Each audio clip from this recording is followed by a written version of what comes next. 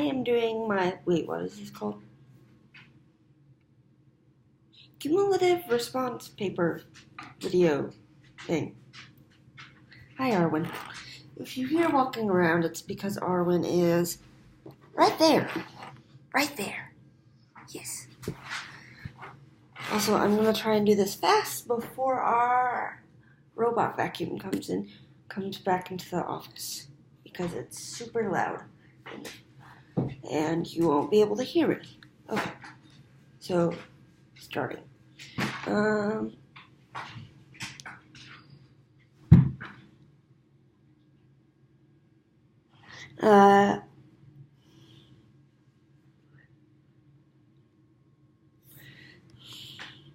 So I think the main thing I learned from this class is that,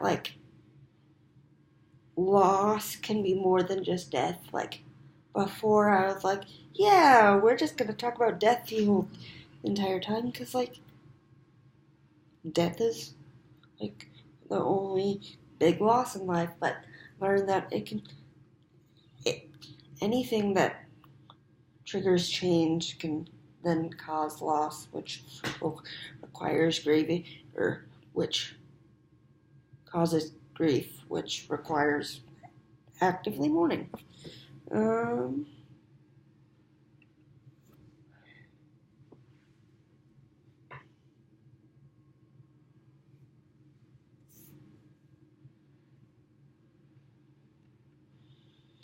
most impactful parts of the books that we read was just when they gave us case studies examples, because it's one thing to list the symptoms of this happens at this stage of grief. This is what it's like when a 5-year-old grieves, but to actually hear stories of what happened.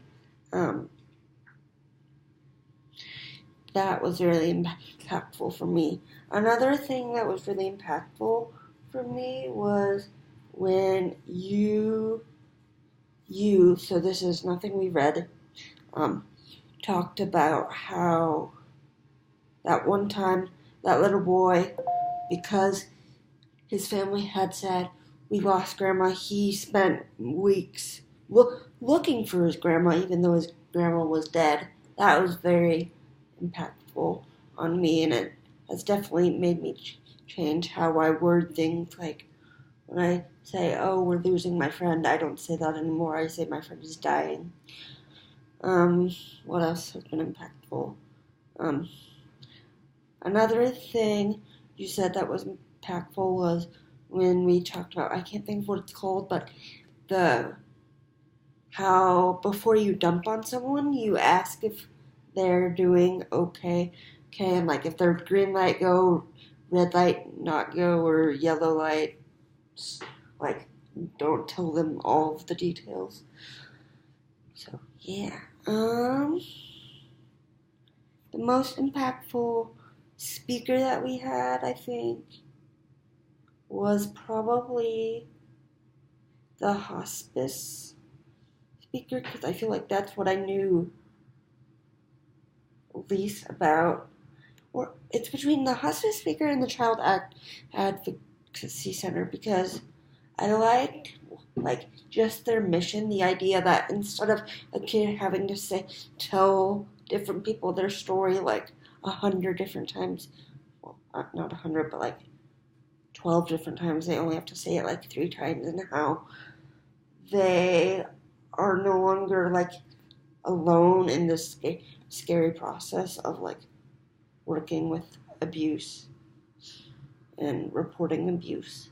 So, yeah, and the hospice speaker, I liked her because she gave us a lot of great information that I didn't know, like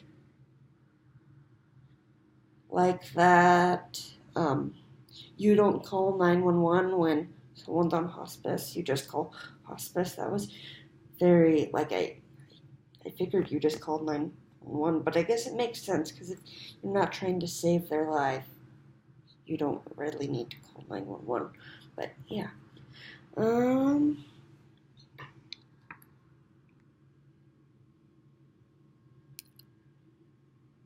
Mm. Um.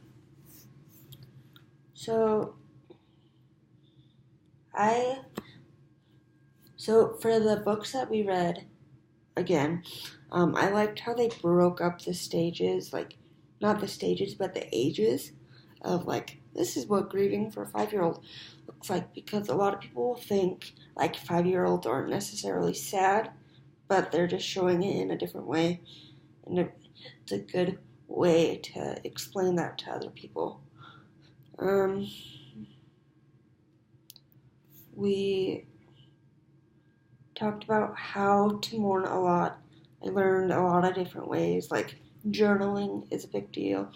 Can be a good way instead of just burying everything in, which I know I've done in the past, is I just shove it all down.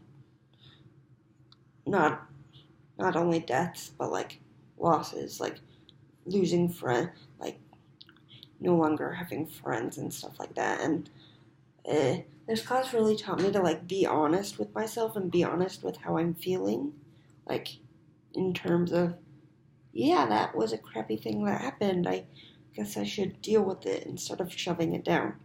So yeah. Um,